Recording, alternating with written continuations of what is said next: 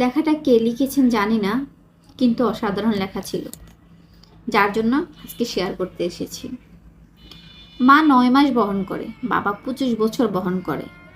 উভয়ই সমান, তবু কেন বাবা পিছিয়ে থাকে জানি না। মা বিনা বেতনে সংসার চালায়, বাবা তার সমস্ত বেতন সংসারের পেছনে ব্যয় করেন। উভয়ের প্রচেষ্টাই সমান, তবু কেন বাবা পিছিয়ে থাকেন জানি না। মা আপনার যা ইচ্ছা তাই রান্না করেন, বাবা আপনি যা চান তা কিনে দেন। তাদের উভয়ের ভালোবাসা সমান, তবে মায়ের ভালোবাসা উচ্চতর হিসেবে দেওয়া হয় কেন জানি না। ফোনে কথা বললে প্রথমে মায়ের কথা জিজ্ঞেস করেন, কষ্ট পেলে সবার আগে মা বলে শব্দ করেন। আপনার প্রয়োজন হলে আপনি বাবাকে মনে করবেন, কিন্তু বাবা কি কখনো খারাপ লাগে না যে আপনি তাকে অন্য সময় মনে রাখেন না?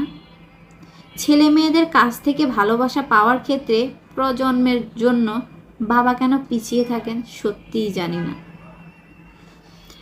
মায়ের অনেক সোনার অলংকার আছে, কিন্তু বাবার একটা আংটি, সেটা তাও সে বিয়েতে পেয়েছিল, তার বিয়েতে দেওয়া হয়েছিল। তবু মা কম গহনা নিয়ে অভিযোগ করতে পারেন, আর বাবা কখনোই কোনো অভিযোগ করেন না। বাবা তার জীবনের কঠোর পরিশ্রম করে পরিবারের যত্ন নেওয়ার জন্য, কিন্তু স্বীকৃতি পাওয়ার কথা আসে যখন, তখন সে পিছিয়ে থাকে। কেন এটা হয় সত্যিই জানি না। বাবা মা যখন বুড়ো হয়ে যায় তখন বাচ্চারা বলে, মা ঘরের কাজে দেখাশোনার জন্য অন্তত কাজে আসবে, কিন্তু বাবা তো অকেজো, কোনো কাজেই আসবে।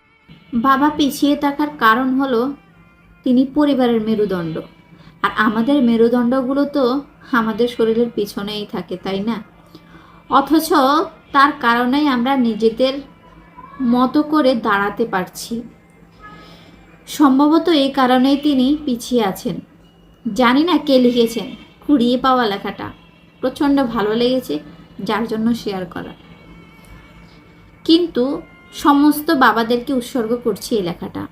সালাম জানাই পৃথিবীর সকল বাবাদেরকে, যারা নিশ্চুপে, নির্জনে, নির্দ্বিধায় নিজের জীবনের ঝুঁকি নিয়ে সমস্ত ফ্যামিলির কষ্ট বহন করেন এবং সন্তানদের লালন পালনের সবচেয়ে বড় বটগাছ হয়ে দাঁড়ান।